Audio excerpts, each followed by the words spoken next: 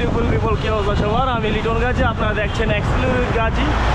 একটু ব্লগ টাইপের বললাম আর কি, অনেকেই তো বলে। তো জাস্ট যেটা নিয়ে আজকে কথা বলতে চাই, বাইক টু ওয়ার্ক, অফিসে যাচ্ছি, বৃষ্টি হচ্ছে, বৃষ্টি এখনও হচ্ছে।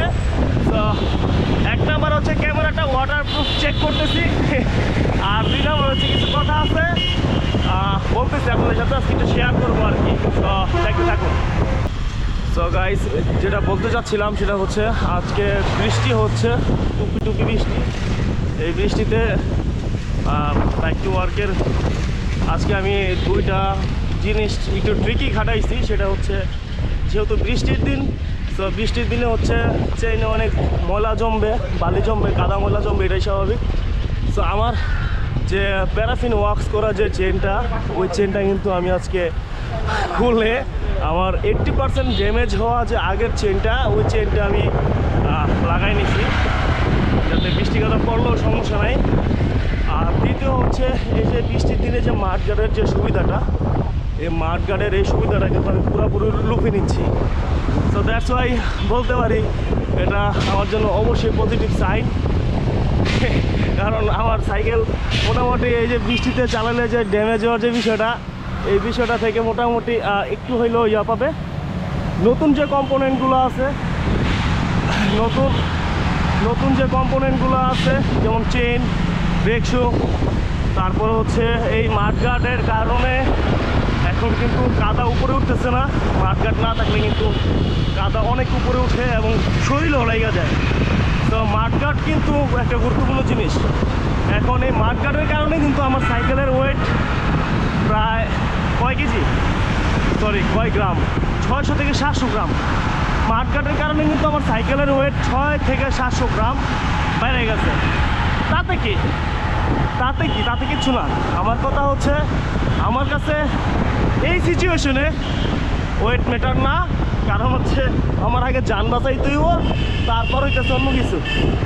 দ্যাটস ওয়াই আমি মাঠগার্ড ইনস্টল করছি। অনেকদিন যাবতীয় মাঠগার্ড দিয়ে চালাইতেছি, এই আর কি। সো এই যে দুইটা ট্রিক ইউজ করলাম, পুরানো চেনটা লাগাই নিলাম, সাথে মাঠগার্ড তো আছেই। অতএব এই চেনটা কিন্তু বি ওয়াক্স করা, এই আর কি। তো এই যে যেটা বলতেছিলাম, এই চেনটা কিন্তু আপনার বি ওয়াক্স করা। আর নতুন যে চেনটা আমি কিছুদিন আগে ইনস্টল করছি, সেটা হচ্ছে প্যারাফিন ওয়াক্সে চালাইতেছি। তো এই আপডেটটা জানাই দিলাম, একটা প্যারাফিন, একটা বি ওয়াক্স।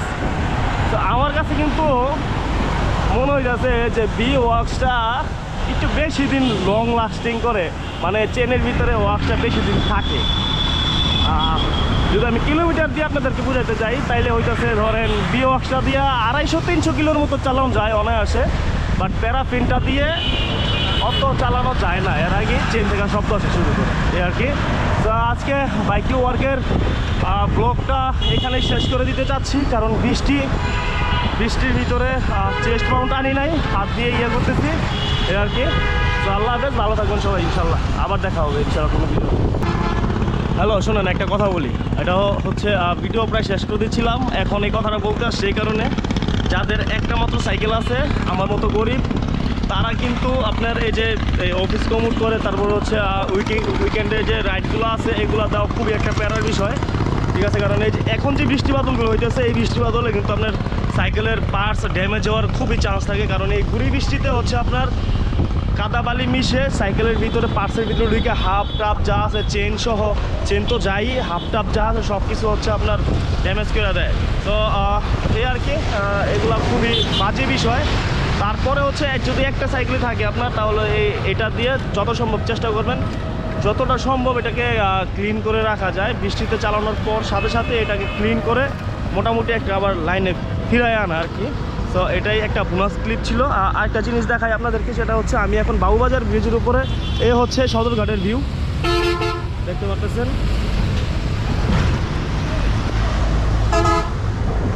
এ হচ্ছে বাবুবাজার উপর থেকে সদরঘাটের ভিউ আর কি। তো এটা বোনাস ক্লিপ হিসাবে থাকলো। তো যাই হোক, দেখা হবে আবার পরবর্তী ভিডিওতে। আল্লাহ হাফেজ।